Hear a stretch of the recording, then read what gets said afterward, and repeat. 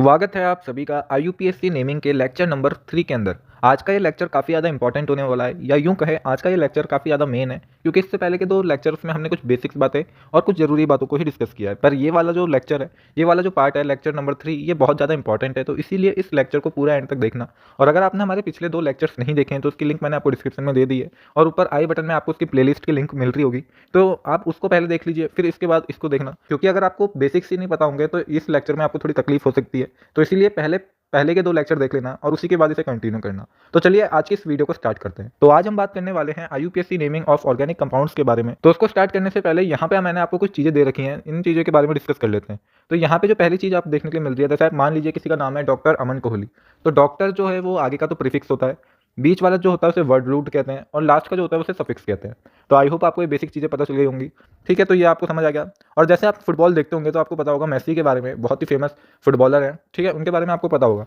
तो उनका नाम क्या है? तो उनका नाम है लियानिन एड्रिन मेसिन कुटिन, कुछ इस तरह से नाम है, मुझे तो प्रोनाउंसिएशन भी नहीं आ रही। तो ठीक है, थोड़ा इस तरह का इनका नाम है। तो यहाँ पे जो मेसी है वो तो है इनका वर्ड रूट, ठीक है। उसके आगे वाला जो है वो 1 डिग्री प्रीफिक्स, ये है 2 डिग्री प्रीफिक्स, और इसके पीछे जो है वो है 1 डिग्री सफिक्स, और इसके पीछे अगर कुछ और भी होता तो वो होता 2 डिग्री सफिक्स। ठीक है, तो आपको ये तो समझ आ गया कि प्रीफिक्स क्या होता है, सफिक्स क्या होता है, और बीच में जो होता है वो वर्ड रूट होता है। तो सबसे पहले हम यहाँ पे बात करेंगे, अगर वर्ड रूट में आपको कोई नंबर दे रखा है, जैसे यहाँ पे वर्ड रूट है, यहाँ पे 1 दे रखा है, तो 1 हो जाएगा मेथ, 2 दे रखा है इथ, 3 दे रखा है प्रॉप, 4 दे रखा है ब्यूट, 5 दे रखा है पेंट, 6 में हेक्स, 7 में हेप्ट, 8 में ऑक्ट, 9 में नॉन, 10 में डैक, 11 में अनडैक, 12 में डू डैक, 13 में ट्राई डैक। तो इस तरह से आपको कुछ वर्ड रूट्स अगर नंबर्स के फॉर्म में होंगे तो आपको इस तरह से इसकी नेमिंग करनी है। तो इसको आपको याद करना पड़ेगा। तो आई होप आप इसे याद कर लेंगे। ईजी है, छोटा सा है, 1-2 बार आप इसे पढ़ेंगे, 2 बार 3 बार इसे बोलेंगे तो आपको ईजिली याद हो जाएगा। ठीक है, एक बार आपको इसको याद करना पड़ेगा। तो सबसे पहले हम बात करेंगे IUPAC naming of alkanes. Alkanes के IUPAC नेमिंग के बारे में बात करेंगे। तो एल्केन्स क्या होते हैं? जो भी सिंगल बॉन्ड होता है वो एल्केन होते हैं, ठीक है, आपको पता होगा। डबल बॉन्ड होता है तो एल्कीन कहते हैं। अगर किसी कंपाउंड के बीच में ट्रिपल बॉन्ड होता है तो वो एल्काइन होता है, ठीक है। तो अगर सिंगल बॉन्ड होंगे तो वो एल्केन्स के अंदर आएंगे। तो जैसा आप यहाँ पे देख सकते हैं, यहाँ पे 2 कंपाउंड देखें, CH3 और CH3, और इनके बीच में क्या है? सिंगल बॉन्ड है। तो सिंगल बॉन्ड जब होता है तो वो किसके अंदर आता है? एल्केन के अंदर आता है। और अगर इसके बीच में अगर डबल बॉन्ड होता, CH2 और इसके बीच में डबल बॉन्ड होता तो ये एल्कीन होता, कीन, ठीक है, ENE। और अगर इसके बीच में ट्रिपल बॉन्ड होते तो ये एल्काइन होता, YNE हो जाता लास्ट में, ठीक है। तो इस तरह से आपको इसे याद रखना है। एल्केन, एल्कीन, एल्काइन आपने पहले भी पढ़ा होगा। तो यहाँ पे क्या है? 2 है, 2 कार्बन है। तो वर्ड रूट में अगर 2 होता था तो हम क्या लिखते थे? एथ लिखते थे, ठीक है। और ये एल्केन है तो लास्ट में एन लगेगा, ठीक है। जैसे यहाँ पे देखा है, वर्ड रूट जो है वो एल्क होगा और लास्ट में जो सफिक्स होगा वो एन होगा, ठीक है। तो यहाँ पे आप देख सकते हैं, पहला इस वाले की हम बात कर रहे हैं, तो यहाँ पे 2 है, तो 2 है यानी इथ, और लास्ट में सफिक्स क्या होगा? एन। तो इथ प्लस एन, तो ये इथेन बन जाएगा। वहीं पर अगर हम बात करें CH4 की, तो CH4 की बात करेंगे तो इसका क्या नाम होगा? तो यहाँ पे एक ही कार्बन है तो एक होता है तो मिथ होता है, और लास्ट में 1 डिग्री सफिक्स क्या लगाना है? एन लगाना है। तो मिथ प्लस एन, तो ये मिथेन हो जाएगा। तो इस तरह से इसे किया जाता है। अगर यहीं पर ही अगर 3 कार्बन होते तो आप क्या लिखते? इसको आपको होमवर्क करके मुझे बताना है, नीचे कमेंट आ जाना चाहिए कि अगर यहाँ पे 3 कार्बन है तो उसका नाम क्या होगा। सिंपल ही है, जैसे हमने आपको बताया, जैसे पहले का मिथ हो गया, दूसरे का इथ हो गया, तो तीसरे का क्या होगा? मिथेन, इथेन, और तीसरे का आप कमेंट करके बताना, आपका होमवर्क है। चलिए आगे बात कर लेते हैं।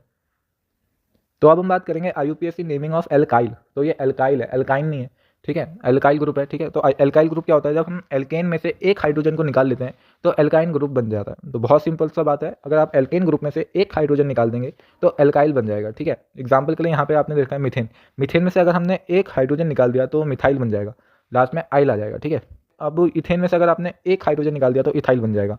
तो ये सिंपल सा था, आई होप आपको इसका नेमिंग करना भी आ गया होगा। तो अब हम बात करेंगे IUPAC नेमिंग के कुछ रूल्स के बारे में जो काफी इंपॉर्टेंट है आपको पढ़ना और समझना, ठीक है। तो पहला रूल हमसे क्या कहता है? Chain containing maximum carbon atom must be selected. तो जिस चेन में सबसे ज्यादा कार्बन एटम होंगे उस चेन को हमें सिलेक्ट करना है।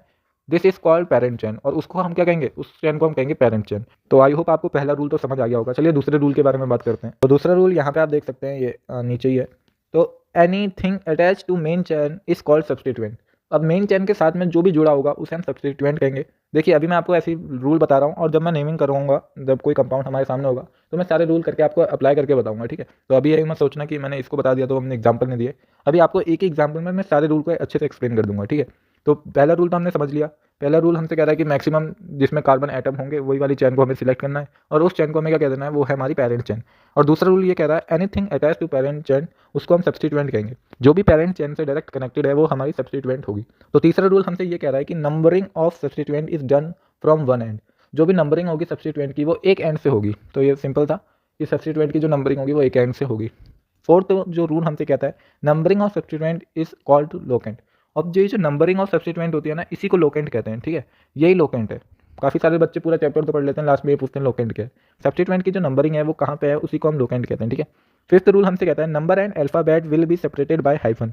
तो नंबर और अल्फाबेट जो होंगे वो एक हाइफन से सेपरेट होंगे, ठीक है।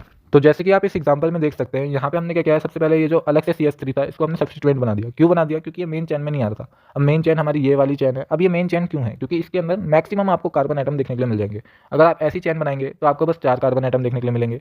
अगर आप ऐसी चेन बनाएंगे तब भी आपको बस 4 कार्बन आइटम देखने के लिए मिलेंगे। पर अगर आप ऐसी चेन बना रहे हैं तभी आपको 4 से ज़्यादा कार्बन आइटम देखने के लिए मिलेंगे, 5 कार्बन आइटम देखने के लिए मिलेंगे। तो इसके अंदर हमें सबसे ज़्यादा कार्बन आइटम देखने के लिए मिले, तो इसीलिए हमने इसको पेरेंट चेन बना दिया। और ये लॉन्गेस्ट चेन है, और लॉन्गेस्ट चेन ही पेरेंट चेन होती है, ठीक है। और एनीथिंग अटैच टू, हमने जो सेकंड लॉ पढ़ा, anything attach to main chain, इसको सब्स्टिट्यूएंट कहते हैं। तो जो भी मेन चेन से अटैच होगा उसे सब्स्टिट्यूएंट कहेंगे। तो मेन चेन तो ये बन गई हमारी, इससे जो अटैच है वो सब्स्टिट्यूएंट हो गया, ठीक है। तो यहाँ पे ये सब्स्टिट्यूएंट हो गया। तो अब हम इसकी नंबरिंग करेंगे। तो यहाँ से हमने नंबरिंग करी 1 2 3 4 5। अब काफ़ी सारे लोग कहेंगे कि हमने यहाँ से नंबरिंग क्यों करी, तो हमने ये नंबरिंग की है लोएस्ट लोकेंट रूल से। तो वो अभी आगे आएगा, तो तब तक आप बस समझ लीजिए कि हमने नंबरिंग यहाँ से करी है। जैसे ये फिफ्थ रूल हमसे क्या कहता है, number and alphabet will be separated by hyphen. तो नंबर और अल्फाबेट जो है वो हाइफन से सेपरेटेड थे। तो यहाँ पे आप देख सकते हैं, इसको हम कैसे लिखेंगे, 3 मिथाइल हो गया ना, तो 3 और मिथाइल के बीच में एक हाइफन का सिग्नल हम दे देंगे, साइन बना देंगे। हाइफन मतलब ऐसा साइन होता है जैसे 3, फिर ये वाला साइन जिसे हाइफन कहते हैं, फिर मिथाइल लिखेंगे, ठीक है। तो इस तरह से हम इसे करेंगे। आई होप आपको ये समझ आ गया होगा। चलिए आगे के रूल के बारे में बात करते हैं। तो यहाँ पे आपको एक और एग्जांपल देखने के लिए मिला है। तो यहाँ पे सेम है, यहाँ पे लॉन्गेस्ट हमने पहले क्या किया, सबसे मैक्सिमम जिसमें कार्बन एटम प्रेजेंट थे वो वाली चेन को सिलेक्ट किया। Substituents can be numbered as 4 और 3 but we use 3 because of lowest locant rule. यहाँ पे इसने क्या कहा है कि हम यहाँ पे देखें, अगर हम नंबरिंग यहाँ से कर रहे हैं 1 2 3 4 5 6, तो यहाँ पे इसे 3 मिल रहा है, ठीक है। यहाँ पे तो इसको 3 मिल जा रहा है। पर अगर हम नंबरिंग ऊपर से कर रहे हैं 1 2 3 4, तो यहाँ पे इसको क्या मिल रहा है, 4 नंबर मिल रहा है। तो यहाँ पे इसको हम नंबर 4 भी देख सकते हैं और 3 भी देख सकते हैं, पर हम 3 देंगे, क्यों, लोएस्ट लोकेंट रूल की वजह से। तो चलिए अब बात करेंगे कि लोएस्ट लोकेंट रूल होता क्या है। It's say only chosen small number and IUPAC naming according to them. इसमें क्या करना पड़ता है, स्मॉल नंबर देना पड़ता है, किसको, सब्स्टिट्यूएंट को। ऐसा हमें नंबरिंग करनी है कि सब्स्टिट्यूएंट में क्या है, स्मॉल नंबर आए। तो यहाँ से हम कर रहे हैं तो 3 आ रहा है, और इस तरफ से अगर हम करेंगे तो 4 आ रहा है। तो 4 तो बड़ा है 3 से, तो इसलिए हम 3 को ही लेते हैं, ठीक है। आई होप आप समझ गए होंगे। तो आगे आप देख सकते हैं, तो हमने छोटी मोटी ऐसी डेफिनेशन लिख दी, पर मेन डेफिनेशन आपको यहाँ पे देखने के लिए मिल रही है। तो मेन डेफिनेशन क्या कहती है, एक बार इसको भी रीड कर लेते हैं। Lowest locant rule, the number of parent carbon chain should be done in such a manner that the substituent get the lowest locant at the first point of difference। तो इसके अंदर क्या होगा, सब्स्टिट्यूएंट को सबसे कम नंबर वाला ही locant मिलना चाहिए। तो अभी तो देखिए यहाँ पे एक ही था, तो इसमें इजीली हम कर पा रहे थे। पर अब हम बात करेंगे, अगर 2 जगह आ गए हमारे सब्स्टिट्यूएंट, तो हम किस तरह से नंबरिंग करेंगे, एक बार वो भी आपको दिखा देता हूँ। तो जैसे ये वाला आपको एक कंपाउंड देखने के लिए मिल रहा है यहाँ पे। तो यहाँ पे जैसे आप देख रहे हैं कि इसमें प्राइमरी चेन तो ये है, ठीक है, ये हमारी क्या है, प्राइमरी चेन है। अब प्राइमरी चेन है और यहाँ पे एक तो ये लगा है, ठीक है, मिथाइल ग्रुप लगा है। मिथाइल क्यों है, क्योंकि देखो CH4 होता है मीथेन, इससे एक हाइड्रोजन निकला तो ये मिथाइल बन गया, ठीक है। एल्काइल ग्रुप कैसे होते हैं, जब एक हाइड्रोजन का लूज होता है एल्कीन्स में तो वो एल्काइल ग्रुप बन जाते हैं। अभी हमने आपको पीछे एक्सप्लेन किया। तो ये मिथाइल हो गया, और 4 में यहाँ पे इथाइल हो गया, ठीक है, 4 में इथाइल हो गया। अगर हम नंबरिंग ऊपर से करते हैं 1 2 3 4 5 6, तो यहाँ पे 3 में हमारा इथाइल आता है, ठीक है। तो ये 3 इथाइल होता, और ये होता हमारा 5 मिथाइल, ठीक है। इस तरह से होता है। यहाँ पे आप देख सकते हैं, पहले नीचे वाली नंबरिंग से तो ये 2 और 4 हो रहा है, और ऊपर वाली नंबरिंग से ये 3 और 5 हो रहा है, जैसा भी हमने आपको एक्सप्लेन किया। तो हम क्या देखेंगे, लोएस्ट लोकेंट रूल से। तो सबसे पहले हम आगे वाले नंबर, इन दोनों में से ये देखेंगे कि छोटा कौन है। में से तो ऊपर वाला ही छोटा है, तो इसलिए हम नंबरिंग ऊपर वाले के हिसाब से करेंगे, क्योंकि ये छोटा है। लोएस्ट लोकेंट रूल यानी नंबर्स को, इनको, ग्रुप्स को जहाँ पे छोटा नंबर मिले वहीं पर हम इसको लेके रखेंगे। तो इसीलिए नंबरिंग इस तरफ से हुई। आई होप आपको समझ आ गया होगा। ईजी था, ज़्यादा टफ ये चीज़ है नहीं। चलिए आगे बात कर लेते हैं। और दूसरी चीज़ है कि हमें अल्फ़ाबेटिकली लिखना होता है। तो अब हम जब इसका नेमिंग करेंगे, तो आखिरकार ये टाइम आ गया जब आप नेमिंग करें, ठीक है। आपने चैन बताना सीख लिया कि इसमें कौन सी प्राइमरी चैन होगी। दूसरा आपने ये सीख लिया कि सब्स्टिट्यूएंट होते हैं। तीसरा आपने ये सीख लिया कि लोएस्ट लोकेंट रूल को हमें यूज़ करना है, ठीक है। तो बेसिक तो आप सब समझ गए हैं। अब हम बात करेंगे नेमिंग के बारे में। तो इसकी नेमिंग हो जाएगी 4 इथाइल 2 मिथाइल हेक्सेन। और यहाँ पे आप कहेंगे कि हमने 2 मिथाइल को पहले क्यों नहीं लिखा, 4 इथीन को क्यों लिखा। तो देखिए अल्फ़ाबेटिकल ऑर्डर होता है, ई पहले आता है M से, ठीक है। ABCD आती होगी ABCDE, तो इसीलिए ई पहले आता है, तो इसलिए हम ई का पहले यूज़ करते हैं। तो इसलिए ई वाले को हम पहले लिखेंगे, ठीक है। पहले ना आप क्या करना है, ऐसे चैन बना लेना। चैन आपने फाइंड कर ली, उसके बाद आप यहीं पर ही सब्स्टिट्यूएंट को उसके नीचे लिख देना, जैसे हमने यहीं पर ही लिख दिया था 4 इथाइल, और यहाँ पे हमने 2 मिथाइल। तो इससे हमारा ये ईजी हो जाता है, ठीक है। नेमिंग करते टाइम हमें समझ आता है कि ई वाला तो पहले आएगा, M वाला बाद में आएगा, तो हम पहले ये लिख लेते हैं, फिर वर्ड रूट को लास्ट में लिख देते हैं। यहाँ पे हमने लिख भी रखा है, this is due to alphabetical order. तो अब हम बात करेंगे 7th रूल के बारे में। और 7th रूल क्या कहता है, अगर लोएस्ट लोकेंट रूल जो है वो हमारा फेल हो गया, लोवेस्ट लोकेंट रूल अगर हमारा फेल हो गया तो क्या मतलब है? देखिए पहले तो हम समझते हैं फेल कैसे हो गया भाई। अगर ये फेल कैसे हुआ, जैसे ये एक कंपाउंड हमें देखा है, इस कंपाउंड को अलग से बड़ा कर लेता हूँ, ठीक है। अब आपको इजीली विजिबल होगा। तो ये जो हमारा कंपाउंड है, यहाँ पे आप देख सकते हैं इसकी पेरेंट चैन तो ये बन गई, ठीक है। आई होप आप जानते हैं क्यों बनी, क्योंकि इस चैन के अंदर maximum number of carbon atom थे, तो ये हमारी पेरेंट चैन बन गई। अब पेरेंट चैन के साथ यहाँ पे एक तरफ तो क्या कौन सा ग्रुप है, आप जल्दी कमेंट कीजिए एक बार पॉज करके। तो आई होप आपने कमेंट कर दिया होगा, ये इथाइल ग्रुप यहाँ पे लगा है, ठीक है। कहाँ पे? थर्ड में इथाइल ग्रुप लगा है, और फोर्थ में यहाँ पे क्या लगा है? फोर्थ में हमारा लगा है मिथाइल ग्रुप, ठीक है। इथाइल और मिथाइल ग्रुप दोनों यहाँ पे लग रखे हैं। तो जब हमने नंबरिंग करी तो ये 3 में आ रहा था और ये 4 में आ रहा था। अगर हम नंबरिंग उल्टी तरफ से कर लेते हैं, यहाँ से करते हैं, तो ये 1 2 3, तो अब ये 3 में आ रहा है और ये 4 में आ रहा है, ठीक है। तो ये उल्टा हो गया, ठीक है। तो आई होप आप समझ गए होंगे कि यहाँ पे 3 और 4 भी आ रहा है, फिर 3 और 4 आ रहा है, तो दोनों तरफ ही 3 और 4 आ रहा है। तो लोएस्ट लोकेंट रूल कैसे निकालेंगे? अब हमें कैसे पता चलेगा कि 3 बड़ा है 3 से? ऐसा थोड़ी ना होता है। 3 और 3 तो बराबर होते हैं, इन दोनों में से कोई एक दूसरे से बड़ा थोड़ी ना होगा। तो इसलिए यहाँ पे लोएस्ट लोकेंट रूल फेल हो गया। अब जब लोएस्ट लोकेंट रूल हमारा फेल हो जाता है, तब हम क्या करेंगे? Then numbering will be decided alphabetically. तो तब हम क्या करेंगे? Numbering will be decided alphabetically. उस टाइम पे हमें क्या करना है? नंबरिंग अल्फ़ाबेटिकल ऑर्डर से देखनी है। क्या देखने हैं? यहाँ पे इथाइल ग्रुप है और यहाँ पे मिथाइल ग्रुप है, तो ई पहले आता है तो 3 इथाइल हो जाएगा, जो पहले आता है उसको छोटा नंबर देंगे, और जो मिथाइल है वो बाद में आ रहा है तो वो 4 मिथाइल हो जाएगा, और 6 कार्बन आइटम की चैन थी तो ये 6 हेक्सेन हो गया। तो इस तरह से इसकी IUPAC नेमिंग होगी। आई होप आपको ये समझ आ गया होगा। अगर आपको अभी तक वीडियो के सारे कॉन्सेप्ट समझ आ गए हैं तो प्लीज़ वीडियो को एक लाइक कर देना, इससे हमारा मोटिवेशन काफ़ी ज़्यादा बढ़ता है। चलिए आगे बढ़ते हैं। तो अब हम बात करेंगे 8 रूल के बारे में। तो 8 रूल हमसे कह रहा है जिस चैन में मैक्सिमम नंबर ऑफ सब्स्टिट्यूएंट होंगे उसको हम चूज़ करेंगे एज अ पेरेंट चैन, ठीक है। पहले हमने देखा मैक्सिमम नंबर ऑफ कार्बन हो, अब हम देख रहे हैं मैक्सिमम नंबर ऑफ सब्स्टिट्यूएंट। तो जिसमें ज़्यादा मैक्सिमम नंबर ऑफ सब्स्टिट्यूएंट होंगे उसको हम क्या लेंगे? पेरेंट चैन लेंगे। तो यहाँ पे हमें कितने कार्बन देखने को मिल रहे हैं? 1 2 3 4 5 6। तो यहाँ पे हमें 6 देखने को मिल रहे हैं। अगर हम वहीं पर ये ब्लैक वाली चैन लें तो यहाँ पे कितने देखने को मिल रहे हैं? 1 2 3 4 5 6। तो इन दोनों में ही हमें 6 कार्बन देखने को मिल रहे हैं। तो अब यहाँ पे हमें कन्फ्यूजन आ गई है कि हमें कौन सी वाली पेरेंट चैन लेनी पड़ेगी। तो अब दोनों कार्बन सेम हो गए, तो अब हम देखेंगे नंबर ऑफ सब्स्टिट्यूएंट। तो जिस चैन में हमें ज़्यादा नंबर ऑफ सब्स्टिट्यूएंट देखने के लिए मिलेंगे हम वो वाली चैन को सिलेक्ट करेंगे। ये जो ब्लैक वाली चैन है इसमें दिस कंटेन एक ही सब्स्टिट्यूएंट इसके अंदर आ रहा है। और अगर हम बात करें ब्लू वाली चैन के बारे में तो इसमें हमें 2 सब्स्टिट्यूएंट देखने के लिए मिल रहे हैं।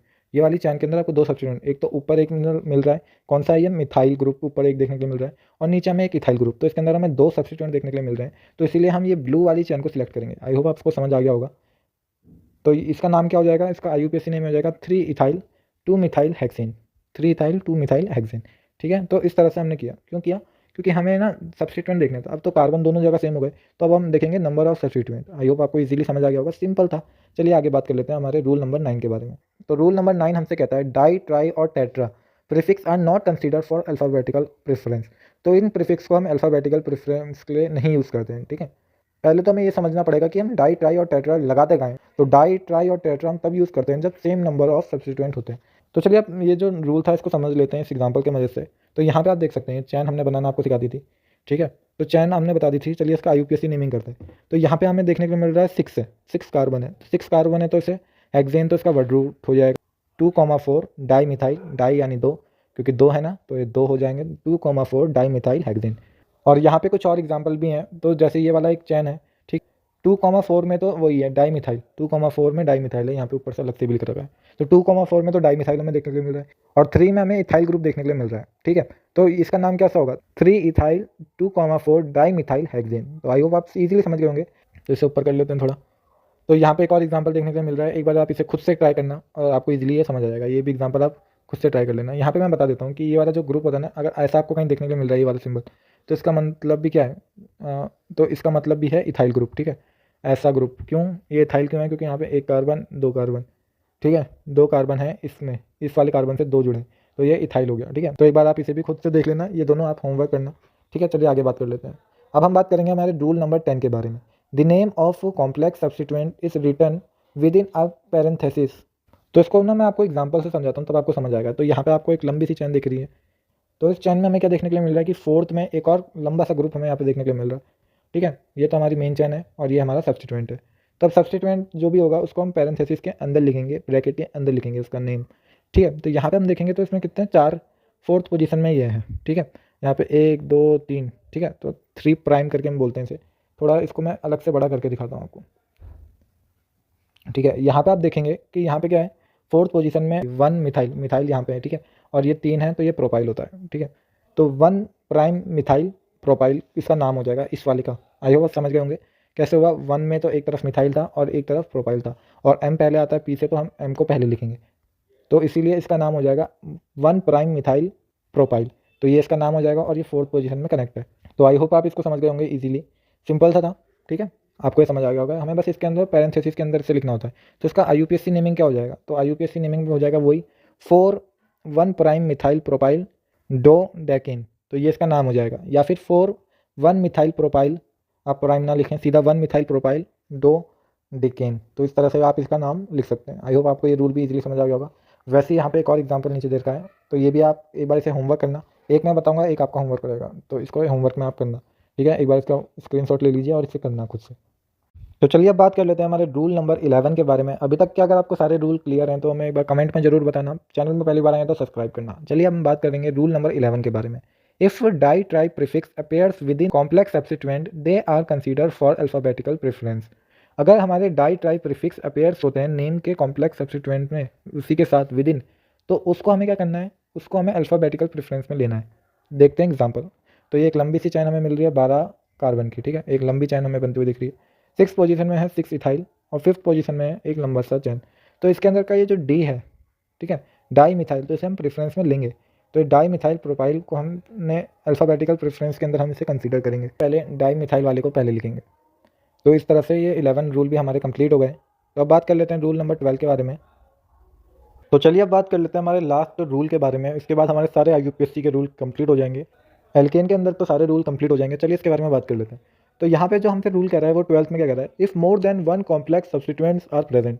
अब हमने कॉम्प्लेक्स सब्स्टिट्यूएंट के बारे में भी देखा। अब ये एक से ज़्यादा अगर इसमें प्रेजेंट होंगे, then the di tri prefix are replace by bis, tris और टेट्राकिस। तो डाई ट्राई को हम ऐसे नहीं लिखेंगे, अगर सब देखिए, अगर सिंपल सब्स्टिट्यूएंट होते हैं तब तो हम डाई ट्राई का यूज़ करते हैं। अगर कॉम्प्लेक्स सब्स्टिट्यूएंट आ गए तो हम डाई ट्राई नहीं लिखेंगे, बिस, ट्रिस और टेट्राकिस। बिस यानी 2, ट्रिस यानी 3, टेट्राकिस यानी 4, तो इस तरह से हम इसे लिखेंगे। तो इसका IUPAC नेमिंग क्या हो जाएगा, जैसे एग्जाम्पल है, तो इसका नेमिंग क्या हो जाएगा, ये कार्बन चैन है, इसकी नेमिंग नंबरिंग हमने यहाँ से कर दी है 1 से, और इसमें 13 है, ठीक है, 13 कार्बन इसके अंदर प्रेजेंट है।